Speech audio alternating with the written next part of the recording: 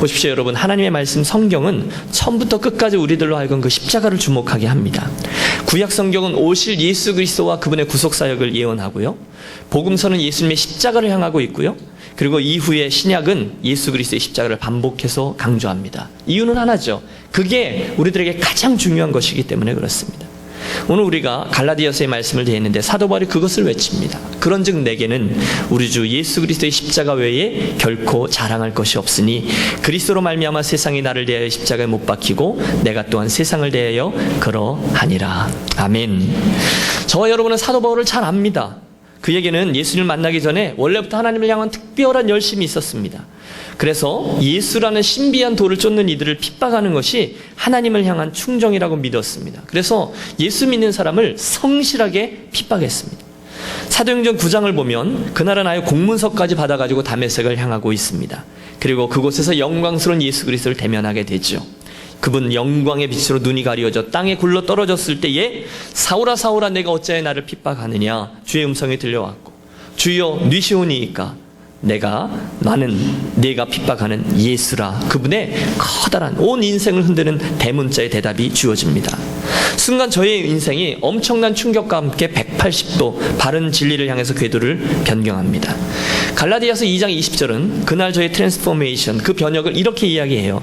내가 그리스도와 함께 십자가에 못 박혔나니 그런즉 이제는 내가 산 것이 아니요 오직 내 안에 그리스도께서 사신 것이라. 이제 내가 육체 가운데 사는 것은 나를 사랑하사 나를 위하여 자기 몸을 버리신 하나님의 아들을 믿는 믿음 안에서 사는 것이라. 사랑하는 한마음교회 가족 여러분, 그날 사도 바울이 그날부터 변한 척 한 것이 아닙니다. 십자가에 죽으신 그분이 메시아라는 사실을 한번 믿어줘 볼까 선심 써준 게 아닙니다. 대신에 90마일 전속력으로 달려가던 그의 인생이 온 우주를 뒤흔들던 절대 진리, 이 세상에 성육시하시고 자기를 위해 십자가에 죽으신 예수 그리스도라는 진리에 정면으로 충돌해서 그리스도와 함께 죽고 부활을 경험한 것입니다. 그래서 고백한 거죠. 이제는 내가 산 것이 아니요 이제는 내 안에 예수 그리스도께서 사신 것이라. 그날부터 시작해서 사도 바울은 그가 만난 예수님, 그가 얻은 구원의 은혜, 그리고 그 일을 위한 하나님의 놀라운 방법, 이 십자가의 메시지만을 이야기하기 시작합니다. 우리는 알아요. 그전에도 사도 바울에겐 자랑할 만한 것들이 많이 있었습니다. 하지만 이 모든 것들을 배설물로 여기게 될 만큼 십자가와 그 십자가에서 죽으신 예수 그리스도 그분만을 자랑하며 사랑합니다. 드리는 말씀 이해하시죠? 십자가가 우리가 믿는 이 기독교 복음의 핵심이요 진수라는 것입니다. 이 아침 저는 여러분과 함께 그 이야기를 하려는 거예요. 아, 십자가요? 목사님, 그 뻔한 이야기요? 수도 없이 반복해 들었던 그 이야기요? 라고 반응하실지도 모르는 그 메시지를 말입니다. 여러분, 솔직히 이 십자가 메시지를 전하려고 하는데 저에게 부담이 있어요. 십자가에 대한 메시지는 여러분 인기가 없습니다. 그렇지 않습니까? 부흥회를 왔어요. 그러면 축복 또는 회복 또 부흥 이런 이야기를 해야 저와 여러분들이 막 신이 나죠. 그런데 십자가 이야기는 우리를 굉장히 불쾌하게 만들잖아요. 십자가는 저와 여러분을 계속해서 당신은 죄인이야 라고 이야기합니다. 당신 때문에 누군가가 죽었고 피를 흘렸다라고 얘기합니다. 그리고 그 이야기에서 알았어요 하고 넘어가려고 하는데 계속 우리를 끌어내립니다. 아니 정말이냐고, 십자가를 정말 믿냐고 우리를 자꾸 불쾌하게 만듭니다. 안 되니까요. 그리고 우리는 빨리 넘어가고 싶습니다. 그러나 십자가는 우리를 절대로 대충 봐주지 않습니다. 십자가의 메시지는 우리가 누군지를 정확히 체크합니다. 거기서 다시금 제대로 시작을 해야 한다고 끝까지 나를 물고 늘어집니다. 여러분 기억하십시오. 십자가의 메시지는요, 초대교회 이후에 지금까지 사도들과 역사상 깨어있는 교회들과 종교개혁자들이 외쳤던 설교의 핵심입니다. 그리고 오늘도 교회는 이 십자가의 메시지를 다시금 진지하게 들어야만 합니다.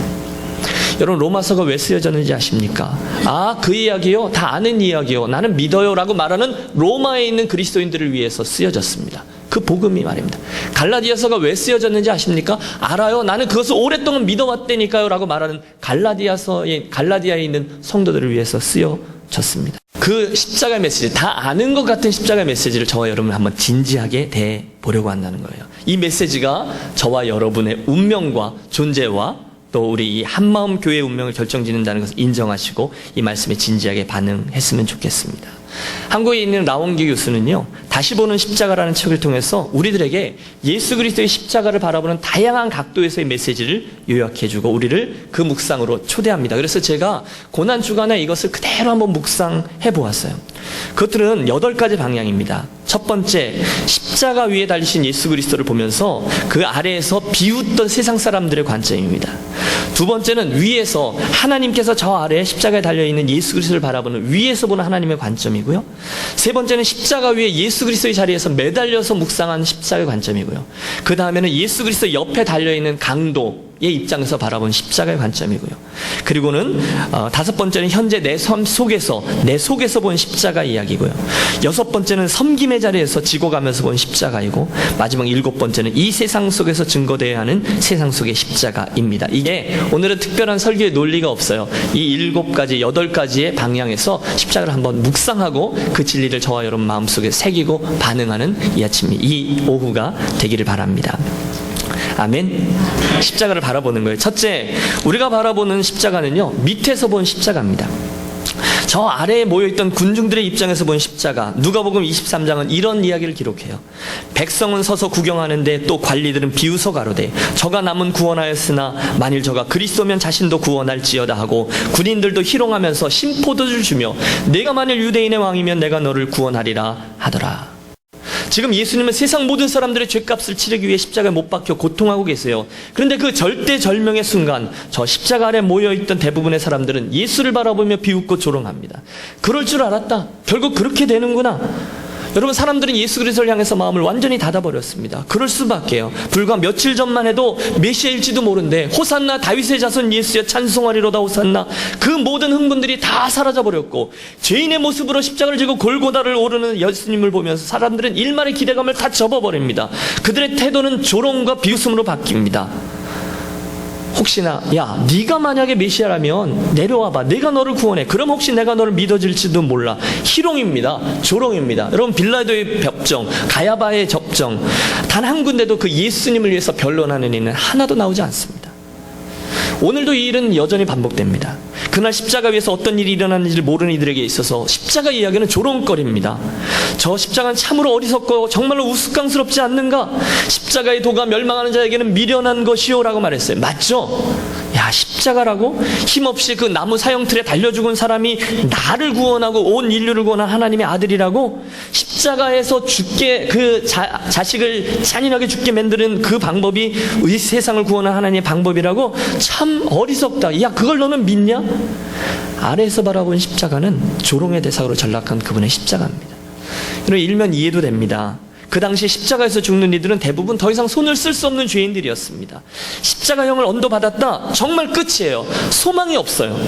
당 사람들은 십자가에서 사람이 죽는 걸 굉장히 많이 보았어요. 우리는 십자가에 사람 죽는 게 희한하고 부활절 같은 때 영상에 나오는 예수님을 보지만, 그 당시 전 로마 제국에는 십자가에 사람이 죽는 일이 비일비재했습니다.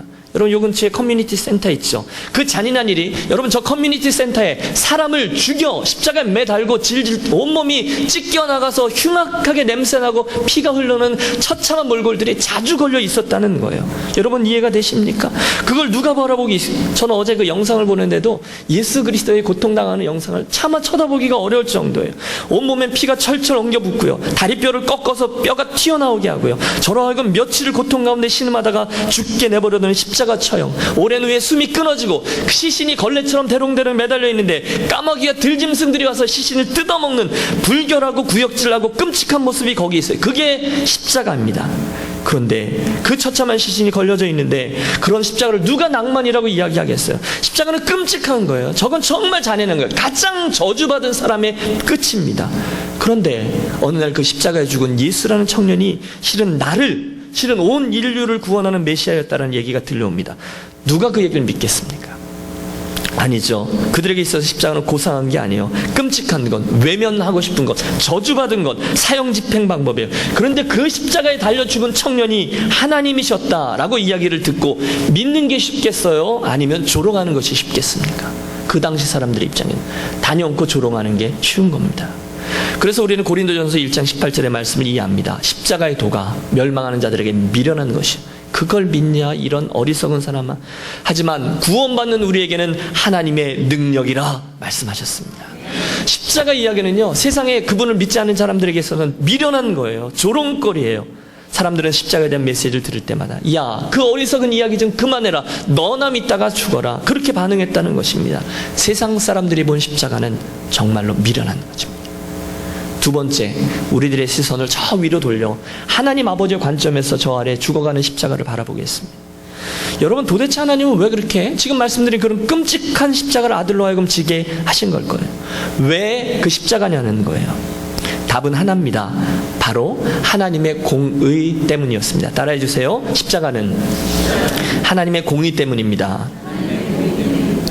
여러분, 굉장히 어려운 메시지예요. 왜냐하면 우리는 하나님 그러면 사랑 이야기하지만 동시에 하나님의 속성에서 부인할 수 없는 게 공의 하나님이셨기 때문에 당신은 우리들의 죄를 적당히 눈 감아 주실 수가 없으셨어요. 그래서 하나님 반드시 십자가를 필요로 하셨죠. 여러분, 우리 하나님이 공의의 하나님이다라는 사실, 그분에게 거룩함이 당신의 속성 중에 포함되어 있다는 점을 분명히 기억하십시오. 다시 말해서 거룩하신 하나님 앞에 죄는 설 곳이 없어요. 죄인은 설 수가 없습니다. 그런데 그분이 너무너무 사랑하는 저와 여러분은 죄인이라는 거예요. 여러분, 이게 하나님의 딜레마인 거죠. 하나님은 거룩하신 분이기 때문에 죄인된 나를, 그 죄를 반드시 진노하셔야 됐고 그 죄를 해결하셔야 돼요. 저주하셔야 되고 심판하셔야 돼요. 우리가 그걸 잘 강조하지 않죠. 하나님은 사랑이라 라고 이야기하지만 하나님은 공의로우시다라는 이야기는 별로 하지 않습니다. 그러나 여러분, 구약 성경을 보시면요, 하나님이 죄로 인해서 진노한다는 것은 580회 이상 20개나 더 되는 표현으로 계속 기록되어 있어요. 하나님은 죄에 대해서 반드시 진노하세요. 진노하셔야 돼요. 그게 하나님이에요. 만약에 하나님이 그 죄를 대충 넘어가신다면 그분은 이미 하나님이 아니세요.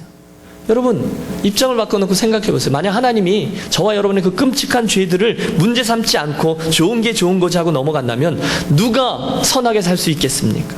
하나님이 사람들을 보는데 마음대로 살아가고 죄를 범하고 그러는데 아무렇지 않게 내버려 두신다거나 그들을 향해 당신의 진노를 표현하지 않으신다면 그분이 어떻게 우리의 하나님이 되시겠냐는 거예요. 거기에 예수 그리스도의 십자가가 필요한 이유가 자리합니다. 여러분, 우리는 저 십자가에서 하나님의 아들이 나의 그 끔찍한 죄 때문에 죄값을 치르며 고통 가운데 죽어가는 것을 지켜봅니다. 엘리 엘리 라마 사막다니, 나의 하나님 어찌하여 나를 버리시나이까 으악 하고 떨어가시는 그 저주와 진노 아래 떨어져 가시는 끔찍하고 잔인하고 외로운 절망적인 죽음을 당한 그 예수 그리스도를 바라보세요. 그걸 보시면서 우리가 알아야 되는 것은 저게 죄값이구나 인 것이죠. 저것이 바로 죄를 향한 하나님의 진노요, 저주요, 심판이구나라는 것을 봐야 된다는 거예요. 그 죄값은 나의 죄값인데 하나님의 공의가 있구나라는 것을 봅니다. 하나님은 거룩하신 분이에요. 완전하신 분이에요. 죄인인 나를 볼 때 그냥 적당히 눈 가림해 줄 수가 없어요. 그래서 택하신 방법이 당신의 십자가입니다. 여러분, 이런 생각을 해보십시오. 여기에 저와 여러분의 죄인됨이 있어요. 끔찍하죠. 더럽죠. 조금만 들켜도 자녀들에게까지 너무너무 창피할 만한 그 끔찍한 죄악이 있어요. 그 죄를 보고 하나님이 인정하지 않는 죄를 보고 하나님이 진노하세요. 나의 이 죄값은 하나님 앞에 반드시 처리돼야 돼요. 치루어져야 돼요. 그래서 하나님은 우리를 심판하십니다. 그런데 갑자기 하나님이 그 죄값에 있는 나를 향해서 죽음과 진노와 영원 형벌, 지옥이라는 엄청난 심판, 진노의 잔을 쏟으시려다가 하나님 갑자기 멈춰 서시는 거예요. 저 밑에 있는 나를 보고 멈춰 서세요. 왜? 바로 거기에 선혈이 낭자한 예수 그리스도의 십자가와 그분의 보혈이 자리하고 있기 때문입니다. 그 피를 보시고 하나님은 그 십자가와 그 아들의 보혈을 보신 하나님이 우리를 향한 당신의 진노를 돌이키시고 유월절 할 때 나왔죠. 그 죄가 있음에도 불구하고 그를 넘어서 그냥 지나쳐 가셨다는 거예요. 그리고 저와 여러분을 용서하시고 선언합니다. 너의 죄값은 치루어졌다. 너는 이제 의인이다. 할렐루야. 무엇 때문이죠? 하나님께서 보실 때 거기 있는 피 묻은 예수 그리스도의 십자가 때문입니다. 그 예수 그리스도의 찢긴 시신과 피 흘림을 보셨기 때문에 당신의 공의가 만족된 거예요. 여러분, 사실 당신의 공의가 만족되었다라는 개념은 구약의 제사 제도에 잘 드러나 있습니다. 오늘날 저와 여러분은 죄를 별로 심각하게 생각하지 않습니다. 다 그 정도는 하는데 목사님 그 정도는 내 친구 예수 믿는 사람도 다 생각해요. 그 정도로 해요 라고 생각합니다. 그러나 여러분, 우리가 구약 시대로 가서 제사 제도를 보면 하나님이 저와 여러분의 죄에 대해서 얼마나 철저한 대가를 요구하시는지를 볼 수 있습니다. 하나님이 얼마나 죄를 미워하시는지 아십니까? 여러분, 이 목사님이나 저나 목사이기 때문에 주일날은 폼나게 와이셔츠에 넥타이 메고 이렇게 나와서 예배를 인도하지만 저희들이 구약의 제사장이었다면 이러지 않았을 거예요. 아마 앞치마 같은 거를 둘렀겠죠. 그리고 그 죄를 없애기 위해서 진행하는 제사 과정은 저는 잘 하지 못할 것 같아요. 너무너무 끔찍해요. 여러분, 영화의 한 장면처럼 저의 이야기를 듣고 그림을 그려보세요. 예배를 시작하겠습니다, 제사를 시작하겠습니다 하면 여러분 한 분 한 분이 제물과 함께 이렇게 나오는 거예요. 양, 비둘기, 부자는 황소. 그리고 양과 함께 이 앞으로 나오면 제사장인 저는 한 분 한 분에게 머리에 손을 얹고 그 제물에 손을 얹고 기도합니다. 하나님, 이 사람의 이 죄를 이 양에게로 전가합니다. 이해가 되시죠? 그리고 저는 그 양을 안습니다. 그리고 칼로 그 양의 목을 따고 질질 흘러나오는 피를 다 뽑습니다. 그럼 벌써 피비린내가 진동하죠. 그 다음에 칼로 온몸 이곳저곳에 캄 찝어내고 가죽을 벗깁니다. 그리고 그 짐승 여기저기를 토막내어 자르고요, 기름을 빼내고요, 냄새난 노린내 지독합니다. 그 내장, 정강이 모두 다 벗겨서 깨끗이 씻습니다. 그리고 그것을 단 위에 불살라 번제로 드립니다. 지금 그 과정을 여러분이 그 옆에서 지켜보고 계시는 거예요. 나의 양과 함께 말입니다. 그러면서 지금 내가 저렇게 죽어가야 되는데 저 어린 양이 대신 죽는구나. 그리고 그 어린 양이 대신 죽는 죽음을 보시고 하나님이 나를 용서해 주시는구나, 이걸 깨닫습니다. 그 결과 여러분 한 분 한 분은 주일마다, 아니 그 제사 지내러 나오는 날마다 죄의 결과는 저렇게 끔찍한 것이구나, 죽는구나, 피를 다 흘리는구나, 생명의 아사가 완전히 불살라지는구나 깨닫습니다. 그게 뭐죠? 제사요 예배입니다. 중요한 것은 하나님이 나를 위한 그 끔찍한 제사와 속죄제를 실제로 당신의 아들 예수 그리스도에게 적용시키셨다는 거예요. 우리가 알다시피 예수 그리스도는 십자가에 못 박히기 전에 온몸이 찢겨나가는 채찍질을 당하셨습니다. 갈기갈기 찢기셨어요. 여기저기 피가 튀고 선혈이 낭자합니다. 고고학자들이 연구했잖아요. 그 당시에 채찍은 8갈래로 갈라져 있고 맨 끝에 쇠붙이나 동물, 짐승의 뼈를 붙였기 때문에 한 번 채찍질을 할 때마다 온몸의 살점이 뜯겨져 나갔다는 거예요. 창자가 터져 나왔다는, 등을 맞으면 등뼈가 드러났다는 거예요. 그 결과 온몸의 살점이 다 찢겨나 너덜너덜하는 것이 십자가 앞의 태형입니다. 십자가형 앞에 있었던 채찍질은 그 사람의 혈관과 동맥을 찢으며 밖에서 볼 때 내장이 다 드러나 보일 정도였다는 거예요. 이후에 예수님은 양손과 양발에 못이 박혀 돌아가게 되셨습니다. 데모스로 인해서 당신의 양팔에 불같은 고통이 찾아옵니다. 무릎을 굽히게 하고 두 다리를 구부려 젖힌 후에 두 발을 모아 한꺼번에 또 못질을 합니다. 그리고 십자가가 겨우 세워지고 당신의 몸은 이 몇 개의 못에 걸려서 십자가 위에서 찢겨나가기 시작합니다. 당시의 십자가는 앞으로 약간 기울어져 있었대요. 주님의 온몸의 무게는 앞으로 기울여서 끝없는 고통을 야기했어요. 호흡의 곤란을 겪으셨고 폐에 숨이 차올라 더 이상 호흡을 진행할 수 없습니다. 숨을 쉬어야 되니까 다리에 힘을 주고 온몸을 일으킵니다. 엄청난 고통이 그의 몸에 다가옵니다. 그리고 나서 여러분, 더 이상 설명하고 싶지 않을 만큼 끔찍한 고통이 십자가 위에 예수님에게 죽어 가셨습니다. 제가 왜 주일날 이런 끔찍한 이야기를 자세히 말씀드립니까? 그것은 십자가에 달려 죽으신 예수님을 바라보면서 그 예수께서 나의 죄를 위해서 대신 찢기고 죽임을 당한 유월절 대속의 어린 양 희생 제물이었다라는 점을 강조하는 거예요. 갈갈이 찢긴 예수님의 몸은 저와 여러분의 대신해서 찢긴 그 어린 양입니다. 그분이 나의 죄 때문에 대신 죽으신 희생 제물, 나라는 거예요. 그만큼 저와 여러분의 죄는 심각한 것입니다. 그러므로 여성 여러분, 십자가는요 예쁜 모양의 금목걸이가 되어서 우리 목에 걸고 다니는 장신구가 아니에요. 그런 분에게 십자가를 지세요 그러면 휙 떨어졌어요 이렇게 하시면 안 된다는 것입니다. 사형틀입니다. 내 대신에 찢겨 죽어가신 제단이에요. 그러므로 우리는 십자가를 보면서 내 죄의 결과가 얼마나 끔찍한 것인지, 내 죄를 위해서 하나님이 치르신 희생이 얼마나 엄청난 것인지를 목도합니다. 두 번째 시선은 하늘아버지의 시선입니다. 그런 끔찍한 일을 대신 감당하여 그 보혈, 그 십자가를 보신 하나님이 그 죽음으로 인해서 어린 양 대신 예수 그리스도의 대신 죽음을 인하여 당신의 공의를 만족하셨다는, 내 아들을 보고 너의 죄를 용서한다. 내 죄값은 치루어졌다. 할렐루야. 세 번째 십자가의 의미는 예수님의 자리입니다. 십자가에 못 박혀 돌아가신 예수님, 십자가 위에서 생각해본 십자가인데요, 거기는 우리가 하나님과 그의 아들 예수 그리스도의 나를 향한 사랑을 보게 됩니다.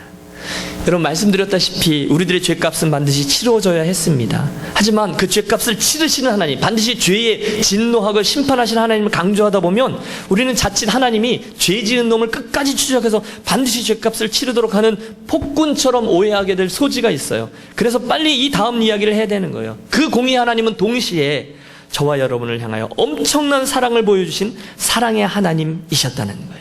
죄인된 나를 구원하기 위해서 당신 스스로를 십자가 위에 내어주셨습니다. 할렐루야. 틀림없습니다. 예수님을 십자가에 못 박은 이는 하나님이셨습니다. 맞아요, 여러분. 하나님 자신이 아들이신 예수 그리스도를 고통과 고난 속에 내어 던지신 거예요. 하나님이 세상을 이처럼 사랑하사, 그 이라는 단어 안에 엄청난 이야기가 숨겨져 있는 거예요. 독생자를 주셨으니. 하나님이 세상을 이처럼 사랑하사 독생자를 주셨으니. 여러분, 이 문장에서 주어가 누구입니까? 너무 어렵습니까? 하나님이 이 세상을 이처럼 사랑하사, 주어가 뭐예요? 하나님이라는 거예요. 하나님, 누가 독생자를 내어주면서 십자가 죽게 했습니까?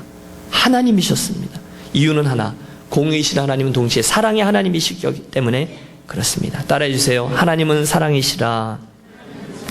여러분, 함께 기억하고 싶습니다. 우리를 향한 하나님의 기본적인 관심은 사랑이요 축복입니다. 그러니까 십자가 사건은요, 어쩌다가 상황에 밀려서 일어나게 된 일이 아니라, 십자가는 전능하신 절대자 하나님이 치밀하게 계획하시고 진행하셨고 이루신 우주적인 사랑의 드라마였습니다. 하나님이 그럴 의무가 없었어요. 왜 하나님이 저와 여러분을 사랑하셔야 되죠? 왜 하나님이 저와 여러분을 위해서 당신 자신을 십자가에 못 박아 죽게 하셔야 되죠? 의무가 없어요. 단지 그분의 사랑 때문입니다. 그 이유 외에는 없습니다. 또 우리는 십자가에서 예수님의 나를 향한 사랑도 볼 수 있습니다. 도로시 세이어라는 작가는 예수님은 죽기 위해 태어났다라고 얘기했습니다. 맞아요. 예수님은 십자가의 죽음을 위해 이 땅에 태어났습니다. 저와 여러분을 사랑하셨기 때문이죠. 여러분, 이런 걸 생각해 보시죠. 존 스토트 목사님은요, 예수께서 십자가의 죽음을 맞이하시기 전에 제자들에게 겟세마네 동산에서 이렇게 말씀하셨잖아요. 내 마음에 심히 고민하여 죽게 되었으니 너희는 나를 위하여 기도하라, 이렇게 말씀하셨어요. 그걸 지적합니다. 이렇게 질문하세요. 여러분, 생각해 보십시오. 소크라테스는 악법도 법이다라는 유명한 말을 남기고 죽음 앞에서도 태연하게 독배를 마셨다. 하지만 예수님은 그의 죽음 앞에서 너무너무 두려워했다. 그렇다면 예수님보다 소크라테스가 더 용감하고 훌륭한 사람이 아닌가? 이런 질문이에요. 여러분, 이해가 되십니까? 교회사를 보면 굉장히 많은 순교사들이 담대하게 순교자의 길을 갑니다. 그들은 조용히 담대하게 자기에게 다가온 죽음을 그렇게 묵묵히 받아들였다는 거예요. 그런데 그들에 비하면 예수님은 너무너무 두려워하셨어요. 이 고난의 잔 앞에서 겟세마네 동산에서 땀방울이 핏방울이 되기까지 고민하면서 내 마음이 심히 고민하여 죽게 되었으니 너희는 나를 위하여 기도하라. 그리고 어떻게 기도하시죠? 아버지여, 이 고난의 잔 할 수 있거든 내게서 지나가게 하옵시고, 그러나 내 뜻대로 마옵시고 아버지 뜻대로 없어서. 예수님이 말씀하신 이 고난의 잔이 무엇이냐는 거예요. 도대체 왜 그렇습니까? 어째서 예수님 그렇게 무서워하면서 이 십자가 앞에 서야 하셨습니까? 여러분, 여기 나오는 이 고난의 잔이 굉장히 의미심장합니다. 고난의 잔, 성경에 나오는 고난의 잔은 하나님의 진노입니다. 저와 여러분은 예수님께서 말씀하시는 이 고난의 잔이라는 용어가 단순히 조금 전에 말씀드린 십자가에 못 박힐 때 있는 그 수많은 육체의 고통들, 손과 발과 허벅지와 머리에 쓰신 가시관, 이 고통을 이야기하는 것이라고 생각하지만 그렇지 않습니다. 한 걸음 더 나아가 예수님의 고난에는요, 온 세상의 죄를 짊어지고 그 죄를 향해서 쏟아지는 하나님의 진노와 심판을 받아내는 엄청난 영적 고통이 함께 담겨 있는 거예요. 여러분, 제가 예수님의 육체의 고난을 부인하는 게 아니에요. 그러나 예수님 말씀하시는 고난은, 예수님이 두려워했던 것은 온 인류의 죄값, 저와 여러분의 죄 다를 뒤집어 쓴 죄 덩어리를 향하여 하나님께서 당신의 진노의 잔을 쏟아내실 때 그 모든 것들을 당신의 몸으로 감내해야 됐다는 거예요. 그게 고난의 잔이에요. 예수님께서 땀방울이 핏방울이 될 때까지 기도하셔야 될 충분한 이유가 되죠. 여러분, 기억하세요. 예수님은 그날 십자가에서 그날 밤만, 잠깐 동안만 우리들을 위해서 죄인 노릇을 하시는 게 아니에요. 대신에 주님은 그날 우리들의 모든 죄를 다 지고 죄덩어리로 매달려 계셨어요. 공의의 하나님께서 세상의 모든 죄를 향한 진노와 저주를 예수 그리스도라는 죄덩어리 위에 다 쏟아부으신 거예요. 거기에 예수님의 비명이 자리한 거죠. 엘리 엘리 라마 사박다니, 나의 하나님 어찌하여 나를 버리시나이까. 여러분, 그 순간 예수님은요, 하나님으로부터 완전한 저주를 받은 거예요. 그 순간 예수 그리스도는 하나님의 멸시, 하나님의 진노, 하나님의 모든 심판을 한꺼번에 당하신 거예요. 그 순간에 영원이라는 시간 동안에 단 한 번도 하나님 아버지와 떨어져 있지 않으셨던 성자 예수 그리스도는 하나님으로부터 완전히 떨어져서 저주의 절망의 나락으로 떨어지고 하나님의 고개를 돌리고 소외당하셨어요. 한 번도, 영원 동안 한 번도 떨어져 보지 않은 하나님으로부터 저주와 멸시와 천대 소외를 당했다는 거예요. 그 그것이 고통이라는 거예요. 그게 고난이라는 거예요. 그러므로 십자가에 못 박히신 예수님을 바라보며 저와 여러분의 고난 주간에 우리 예수님 불쌍해서 어떻게 얼마나 손이 아프셨을까, 얼마나 몸이 아프셨을까, 그 정도로 고난을 생각하면 여러분이 틀리신 겁니다. 그거는 말이 되지 않는 거예요. 예수님이 나를 위해 담당하신 고통은 그 정도 고난이 아니라 훨씬 더 큰 우주적인 고난이셨다는 거예요. 무엇 때문이죠? 무엇 때문에 그게 가능하죠? 다른 것으로는 설명이 안 돼요. 그분의 저와 여러분을 향한 사랑 때문인 줄로 믿습니다. 그 엄청난 사랑이 그 고통 가운데 그 고난을 다 감내하고 있을 때에 바로 그 순간에 주님은 비명을 지르면서까지도 버티고 서 있었습니다. 오해하지 마십시오. 그 순간에 예수님께서 밑으로 내려오지 못한 이유는 사람들이 네가 하나님의 아들이라면 내려와봐, 당신의 자존심을 벅벅 긁는 사람들에게 내려가지 못한 이유는 손가락이 거기 걸려서가 아니었습니다. 발에 못이 박혔기 때문에 못 내려간 게 아니에요. 그날 예수님 내려가지 않으신 이유는 저와 여러분을 향한 사랑 때문이었습니다. 묵묵히 잡히시고 진노와 죄값을 처리할 수 있는 유일한 방법, 그래서 십자가에 달려있는 예수님의 자리에서 본 하나님의 십자가는 예수님 하나님의 사랑을 보여줍니다. 네 번째 십자가의 의미는 마지막 구원의 순간에 그 구원의 은혜를 입었던 옆에 있던 그 강도의 입장을 생각해 봅니다. 누가복음 23장을 보면 예수께서 십자가에 못 박혔을 때 좌우편에 두 명의 강도가 함께 달려 있었다고 증언해요. 우편인지 좌편인지는 명확히 몰라요. 하지만 한 강도는 예수님을 끝까지 부인했고 그리고 조롱하면서 죽어갔고, 또 한 강도는 당신의 나라에 이를 때 나를 기억하소서, 주께 구하여 오늘 내가 나와 함께 낙원에 있으리라 놀라운 은혜를 입습니다. 그 강도의 자리에서 본 예수님의 십자가 얘기죠. 여러분, 지금 그 강도가 자기의 구원을 위해서 예수님께 무엇을 좀 해드릴 수 있는 시간과 공간적인 여유가 전혀 없었음을 기억하십시오. 그가 주님을 위해서 할 수 있는 건 아무것도 없었어요. 하지만 단 하나, 그 예수님을 이 세상과 자기를 위한 구원자로 믿고 그 은혜의 일부분이라도 나는 자격 없지만 나에게 좀 주어주시기를 소원했다는 것, 바로 거기에 그가 받은 구원의 이유가 자리합니다. 여러분, 어쩌면 그것이 믿음이라 불리울 수도 있을 거예요. 예수님이 어떤 분이시고 그분이 무슨 일을 행하실 수 있다는 것을 저가 믿고, 그 믿음의 사이즈가 얼마인지는 몰라요. 그러나 그 자그마한 믿음에, 그 믿음으로 인해서 주님을 받아들였을 때 주님께서 참으로 놀라운 일을 해주셨어요. 무슨 일? 그의 자리와 예수님의 자리를 맞바꾸어 주신 거죠. 할렐루야. 여러분, 이해가 되십니까? 순식간에 그 강도의 죄가 예수님의 죄가 되고요, 예수님의 의가 강도의 의가 된 거예요. 예수님이 죄인이 되고요, 강도가 의인이 되었다는 거예요. 여러분, 저와 여러분이 하나님의 은혜로 인해서 십자가에서 주님이 행하신 일이 무엇인지를 깨닫고 믿음으로 받아들이는 순간 제 자리, 죄인의 자리에는 주님이 들어서고요, 의인된 주인의 자리에 내가 대신 서게 되는 거죠. 바로 거기에 일평생 죄인으로 살고 있던 강도가 하나님의 은혜로 받아들여져 천국에 들어가는 놀라운 메커니즘이 설명됩니다. 맞아요, 여러분. 죄 많은 내가 죄사함을 입고 거룩한 천국에 들어갈 수 있는 방법은 오직 하나, 이 십자가의 방법뿐임을 우리 믿습니다. 여러분, 뭘 아멘 하는지를 잘 생각하셔야 된다 그랬죠.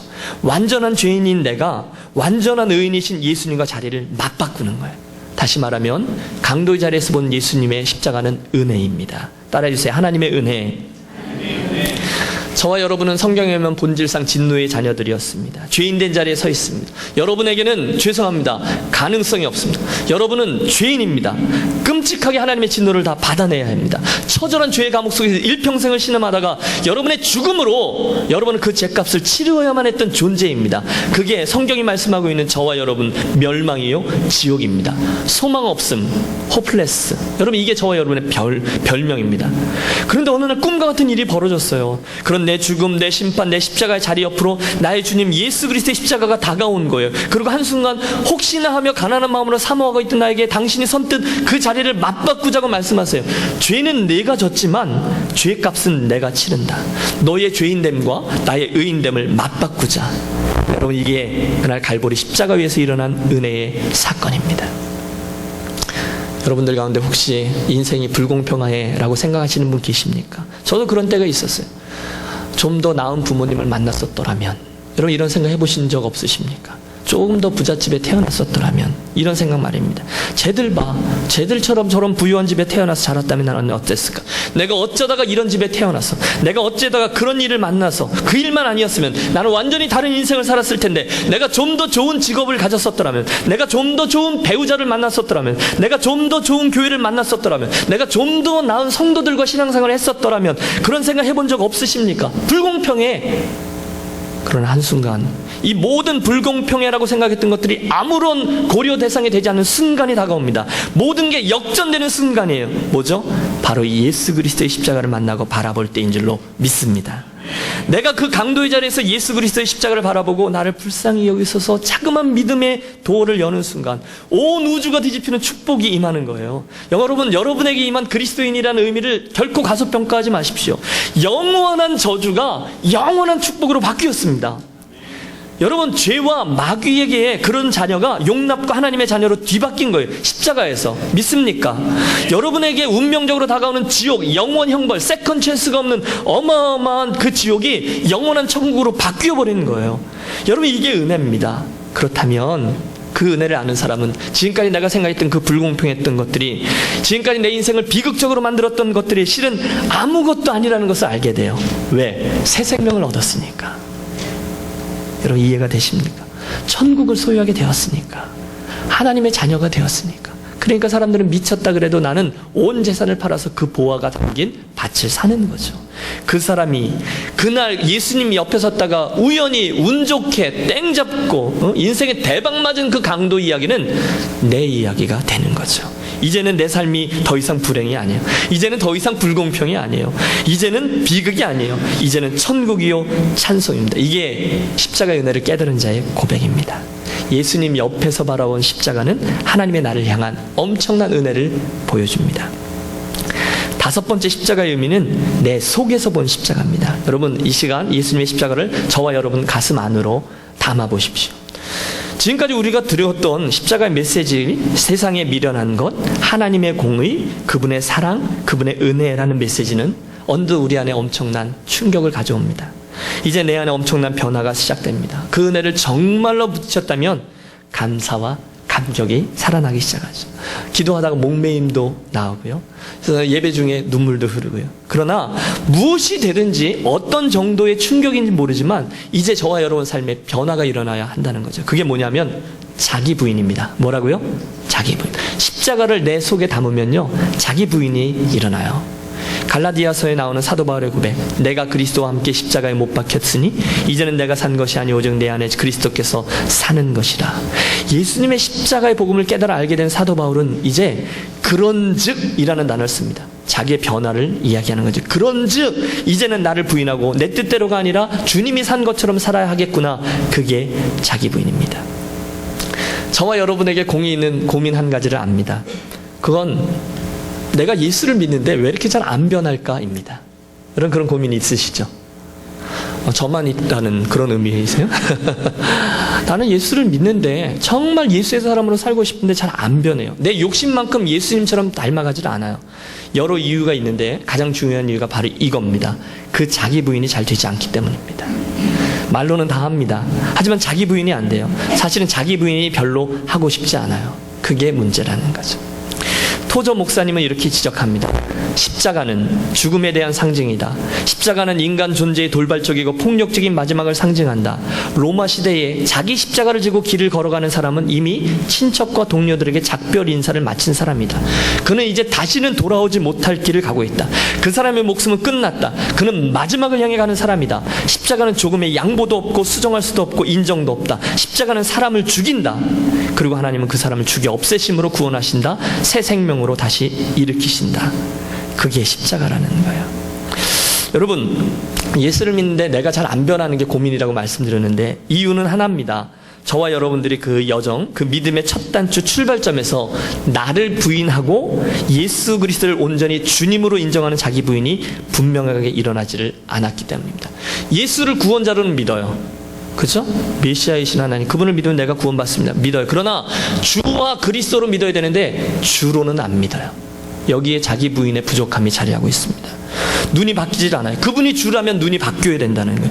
더 이상 지금까지 내가 살았던 삶의 방식과 내가 믿어왔던 성공이라는 기준과 더 많이 올라가고 더 많이 갖게 되고 많은 사람들의 박수갈채를 받고 더 큰 영향력을 행사하는 거라는 성공이라는 시대사조를 포기해야 되는데, 그리고 예수께서 성공이라고 말씀하시는 것으로 나의 시선을 바꾸어야 되는데 그걸 안 합니다. 힘드니까요. 좁은 문이니까요. 좁은 길이니까요. 여러분, 하나님 나라의 가치를 따르는 건 정말 힘듭니다.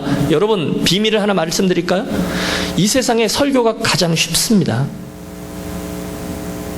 그러나 그 설교에서 말한 것대로 살아가는 건 진짜 어렵습니다. 설교자가 사랑을 이야기하기는 너무너무 쉽습니다. 설교가 제일 쉬워요. 사랑을 이야기하고 감동시키는 제일 쉬워요. 그러나 내가 그 사람을 사랑하고 또는 그 교회 성도들을 사랑하고 스트러글하는 건 정말 어렵습니다. 자기 부인이 바로 그겁니다. 우리가 결국 뭐 하자는 것입니까? 교회를 통해서 뭐 하자는 거예요? 뭘 보여주는 거예요? 하나님 나라의 가치를 보여주는 거죠. 사랑, 겸손. 여러분, 이 겸손이란 놈은 우리가 하나님 나라에 이를 때까지 정말 어려운 걸 겁니다. 자기 부인이 없다면 겸손은 불가능한 거예요. 쉽지 않은 길이니까, 힘들게 뻔하니까. 거기에 수많은 사람들이 값싼 복음을 붙잡고 예수 믿는 정확한 이유가 자리합니다. 거짓 복음, 형통의 복음, 밥만 맞는 복음, 나를 적당히 위로해주는 복음, 거기에 그치고 있을 때가 너무너무 많아요. 주일에는 사람이 예수 믿는 사람 같아요. 하지만 주일날 예수님 일주일 동안 다녀오겠습니다 하고 성전문을 나선 다음부터는 하나도 다른 게 없어요. 자기 부인이 없기 때문입니다. 이건 사실입니다. 혹시 여러분, 이게 여러분의 오늘의 고민이라면 여러분에게 속지 마십시오. 여러분은 십자가를 아직 만나지 못한 분입니다. 여러분, 너무 잔인하게 말씀드려 죄송합니다. 그러나 내게 자기 부인이 없다면, 나는 스스로 죽은 것이 아니라면 여러분에게 속지 마십시오. 보네포가 말했어요. 하나님이 우리를 십자가로 부르실 때는 우리에게 와서 죽으라고 하는 것이다. 믿습니까? 십자가는 우리로 하여금 자기를 죽이라고 얘기합니다. 너는 죽은 거야. 대신 네 대신 예수 그리스도가 살게 해야 돼. 이게 십자가라는 것이죠. 여러분 주변에 야, 저 사람 예수 믿더니 변했어 라고 말할 만한 사람들이 계시죠? 틀림없어요. 십자가가 그들을 변하게 한 겁니다. 물론 다양하게 변화되었지만 패턴은 하나입니다. 그들은 더 이상 자기를 드러내지 않습니다. 자기 이익을 위해서 판단하지 않습니다. 하나님의 이익을 위해서, 하나님의 유익을 위해서 판단하고 행동합니다. 이 아침 성령께서 저 안에 역사하셔서 저와 여러분들이 십자가 안에 분명히 죽고 다시 사는 자기 부인, 내 속에 담긴 십자가, 자기 부인의 은혜, 첫 출발을 시작하게 되시기를 축복합니다. 많이 왔어요. 여러분, 이제 몇 가지 말씀드리면 됩니다. 십자가에 대한 6번째 메시지는 지고 가면서 본 십자가인데요. 지고 가면서 십자가를 볼 때 우리가 깨닫는 것은 십자가는 섬김과 헌신입니다. 따라해주세요. 섬김, 헌신. 예수님이 십자가를 지고 골고다 언덕을 올라가실 때 예수님은 못 박히시기 전에 그것들을 지고 가셔야 됐습니다. 그리고 말씀하시죠. 누구든지 나를 따르려거든 자기 십자가를 지고 나를 쫓을 것이니라. 이쯤 되면 우리는 속았다는 걸 알게 됩니다. 예수님을 따라간다는 것은 아이고 그런 길이었구나. 분명합니다. 그분은 우리들에게 섬김과 희생을 요구합니다. 섬김과 희생이 저와 여러분의 삶에 암만 그래도 나는 승질대로 예수 믿을 거야 라는 분 계시죠.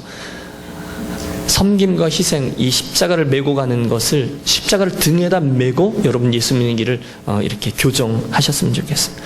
요즘 사람들은요, 손해보는 거 감당하지 못합니다. 조금도 손해보길 원치 않습니다. 내 옆에 있는 사람하고도 손해보기를 원치 않습니다. 하나님 앞에서도 조금도 손해보기를 원치 않습니다. 더 쉬운 길을 택합니다. 자녀들도 잘 안 날려 그래. 직장생활도 최선을 다해 선신하는 게 아니라 기회만 있으면 더 나은 찬스를 얻습니다. 신앙생활도 진득하게 하기보다는 좀 더 내가 뻥튀기 되는 법은 없을까? 좀 더 내가 확 신앙이 일어나는 법은 없을까? 죄송합니다. 좀 더 내가 빨리 장로가 되는 법은 없을까? 이런 길을 찾습니다. 하지만 예수님을 쫓는 길은 그게 아니죠. 예수님을 따르는 삶에는 물론 좋은 이야기가 가득해요. 죄 용서, 구원, 생명, 영생, 그런 축복이 가득합니다. 그러나 절대 잊어서는 안 되는 것은 그 길에 패키지로 함께 따르는 의무와 책임이 있다는 거예요. 여러분, 십자가는 소풍 가듯이 내가 메고 가는 게 아니죠. 십자가는 섬김과 희생이 아예 따릅니다. 제가요, 작년에 목회를 시작한 지 23년 만에 처음으로 성지를 방문하게 됐어요. 그때 팔레스타인 지역에 가면 거기가 이제 이스라엘 유대인 구역이 있고 팔레스타인 구역이 있는데요. 팔레스틴 지역에 가면 유독 장사꾼들이 많아요. 이분들은요, 여기다 뭐 잔뜩 이런 걸 갈고 와서 이렇게 물건을 팔아요. 거기 보면 스카프도 팔고요, 피리도 있고요, 장신구, 목걸이 너무너무 많아요. 그런데 그들이 말하는 게 제 귀에 쏙쏙 들어와요. 왜 그런지 아세요? 이렇게 얘기해요. 싸다 1달러, 싸다 2달러 이렇게 얘기합니다. 우리가 한국 사람이라는 걸 너무도 알고 너무너무 한국 발음이 좋습니다. Hey, your pronunciation is much better than mine. 뭐 이러면서 네 한국말 발음이 내 거보다 훨씬 더 좋아. 그런데 그 장신구들이 십자가가 많이 섞여 있어요. 근데 버스가 서 있을 때는 와서 비싸게 팔아요. 5달러 이렇게 하다가 버스가 떠나려고 그러면 어떻게 되는지 아세요? 갑자기 1달러, 다 1달러예요. 갑자기. 관광지를 갔다 봤어요. 거기 수없이 많은 십자가 상들이 쫙 있는데 거기에 가판대 한국말로 이렇게 써 있습니다. 십자가 싸게 팝니다. 웃을 수 있지만 오늘날 너무나 많은 그리스도인들이 십자가를 그렇게 대우합니다. 예수님이 베풀어 주신 구원과 축복에는 누가 싫어하겠어요? 하지만 얼마나 고통과 희생을 통해서 우리를 구원하셨는지에는 별 관심이 없습니다. 그래서 우리는 그리스도를 위해 올려드리는 헌신과 희생에 대해서 무관심합니다. 값싼 은혜입니다. 2차 세계대전 당시에 독일인 목사로서 히틀러를 반대했던 보네퍼, 독일 교회가 전체적으로 약해지고 무력해진 이유를 교회가 값싼 은혜를 받아들였기 때문이라고 했습니다. 여러분, 값싼 은혜가 무엇입니까? 값싼 은혜는 이런 거예요. 회개가 현찮은 용서, 고백 없는 회개, 십자가 없는 은혜, 희생 없는 제자의 삶, 이런 겁니다. 다시 해볼까요? 회개 없는 용서, 그냥 들어보십시오. 값싼 은혜입니다. 고백 없는 회개, 십자가 없는 은혜, 희생 없는 제자의 삶, 값싼 은혜예요. 십자가 싸게 팝니다. 오늘도 그 비슷한 사람들이 많아요. 그런 교회가 참 많이 있습니다. 헌신하고 책임져야 되는 부분에는 관심이 없거나 살짝 귀를 닫습니다. 그런데 아십시오. 여러분, 오늘 하나님은 저와 여러분이 이 십자가를 아는 자리, 듣는 자리, 이해하는 자리에 머물러 하지 않고 그 십자가를 지고 나를 쫓으라 말씀하셨던 것입니다. 이 말씀을 아무도 변경시키지 마십시오. 특별한 일꾼들에게만 주어진 게 아니에요. 십자가를 지라? 아니요. 아무든지 나를 따라오려거든입니다. 이윤재 목사가 나를 따라오려거든 자기 십자가를 지고 나를 쫓을 것이라가 아니에요. 모 선교사가 나를 따르려거든 자기 십자가를 지고가 아니에요. 아무든지입니다. 저와 여러분은 다 포함되어 있습니다. 십자가를요, 간단히 지고 소풍 가듯이 따라 나선 사람은 예수 믿는 출발을 다시 해야 합니다. 정직히 질문하십시오. 오늘 내가 예수 믿는데 부담되는 게 있습니까? 맞는 거예요. 그러나 내가 예수 믿는데 아무런 불편함이 없어요? 그렇다면 내게 문제가 있는 것입니다. 일부러 여러분 금식기도 들어가고 또 헌신의 삶을 가라 이런 말씀 드리는 게 아니에요. 진지하게 여러분 자신에게 물으십시오. 예수 그리스도의 십자가를 지고 그분을 쫓는 그리스도인이라면 마땅히 주님의 몸된 교회 공동체에서 헌신, 희생, 겸손 문제거리가 되지 않습니다. 마땅히 그렇게 합니다. 그리고 하나님은 그걸 통해서 나로 하여금 내 안에 교회를 향한 사랑, 주님을 향한 사랑의 커짐을 경험케 해 줄 것입니다. 2개가 남았는데 좀 빨리 하겠습니다. 마지막 남았네요. 우리들 모두의 십자가 이야기를 마무리하는 결론적인 메시지인데 그것은 마지막으로 세상 속의 십자가입니다. 이것은 복음의 선언이에요. 따라해 주십시오. 세상 속의 십자가. 복음의 선언. 여러분, 우리가 쉽게 얘기하죠. 여러분, 세상을 바라보십시오. 동의하십니까? 하나님이 없는 세상은 소망이 없습니다. 동의하세요? 아닌데요. 저희 가면 돈도 있고 명예도 있고 그거 목사님 잘 몰라서 그렇지 기가 막힌 게 되게 많아요 라고 말씀하실지 모르겠어요. 그러나 그 끝에 가서 정직히 질문하십시오. 정말로 소망이 있느냐? 소망이 없습니다. 물론 이 세상의 과학, 의학 엄청나게 발달했습니다. 하지만 우리들의 현실은 점점 더 어두워져 갔습니다. 아무리 발달해도 우리들이 진지하게 고민하는 죄에 대한 문제, 이기적인 문제, 갈등에 대한 문제, 전쟁의 문제 해결 방법은 하나도 없습니다. 오히려 더 어두워져 가고 있습니다. 정말 정떨어지는 이야기들만 가득합니다. 세상입니다. 극도의 이기심으로 똘똘 뭉쳐있는 거, 비근한 예가 세월호 사건이죠. 그 속에 어디 사람이 자리합니까? 지독한 이기주의, 돈 이런 것들의 흐름만 있죠. 여러분, 교육이 소망이 됩니까? 한국 교육 보십시오. 소망입니까? 아닙니다. 경제적인 부유함이 문제를 해결합니까? 아니요. 우리는 답을 알아요. 진짜 해답은 없어요. 근데 문제는 뭐냐면 오늘날 우리 교회가 그 세상 속에 자리하고 있다는 거예요. 우리들의 십자가가 거기에 자리하고 있다는 거예요. 교회 공동체 안에 걸려있는 십자가 얘기를 하는 게 아니에요. 소망 없는 세상에 우리 교회가 자리하고 십자가가 자리하고 있다는 거예요. 그리고 그곳에서 저와 여러분은 그 십자가를 통해서 이런 메시지를 듣습니다. 이 십자가는, 이 메시지는 여전히 이 세상에 선포되어야 한다. 내가 복음을 부끄러워 아니하노니 이 복음은 모든 믿는 자에게 구원을 주시는 하나님의 능력이 됨이라. 믿습니까? 거기에 선교와 전도가 자리하는 거죠. 선교와 전도가 우리 교회가 어느 정도 잘 갖추어지고 내 코가 석자란 얘기 하지 않고 이제 어느 정도 된 후에 그 다음에 이제 정신을 차리고 하나님 말씀에 순종하는 것이 아닙니다. 성경에는 그런 이야기가 없습니다. 그냥 이 부르심은 처음부터 교회의 DNA 안에 잠겨 있는 것이죠. 우리 한마음교회가 이 일을 위해서 수고하고 애쓰는 것 너무너무 감사합니다. 그게 이제 공적인 공동체적인 선교라면 저와 여러분의 개인적인 입술과 개인적인 손과 발로 이 십자가의 메시지를 다른 이들에게 전달해야만 합니다. 부끄러워하면 안 돼요. 여러분, 내가 예수 믿는다는 것을 우리 직장에 가서 들키면 서로 불편해져 라고 생각하시는 분 계십니까? 차라리 모르는 게 나라고 생각하시는 분이 있으십니다. 안 된다는 거예요. 우리는 등경 위에 둔 산 위에 있는 동네예요. 예수 믿는 사람은 그 삶 자체가 그들의 입술과 손발의 행위로 인해서 드러나게끔 되어 있습니다. 그게 맞습니다. 우리는 자꾸만 십자가를 뒤로 감추고 사람들이 좋아할 만한 것만 이야기하려고 합니다. 교회도 요즘 그런 교회가 얼마나 많은지 몰라요. 그러나 사랑하는 여러분, 교회가 결국 드러내고 선언하는 것이 이 십자가의 복음, 십자가의 메시지임을 분명히 기억하시기 바랍니다.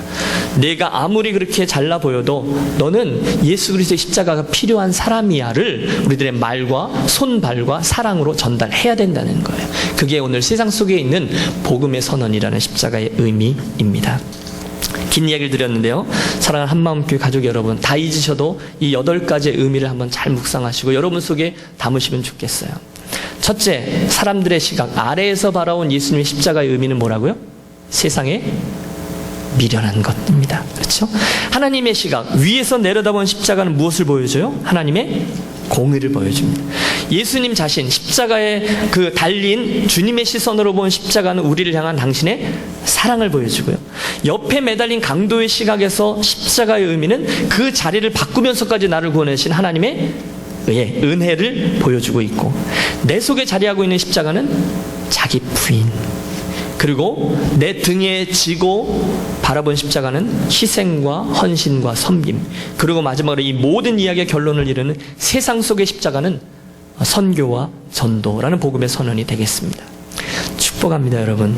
가장 귀한 이 십자가의 메시지를 우리 한시라도 잊지 않고 저와 여러분의 삶과 우리 교회 공동체의 중심에 잘 담고 또 그렇게 순종하며 살아나가서 에베소서에 있는 사도 바울의 기도 제목 그대로, 내가 에베소 교회 너희 성도들을 위해서 이렇게 기도한다. 하나님 사랑의 넓이와 깊이와 길이와 넓이가 점점 더 자라게 되어지기를 축원한다라는 그 기도가 여러분에게 실제로 일어나는 놀라운 교회, 놀라운 인생이 되시기를 주의 이름으로 축원합니다.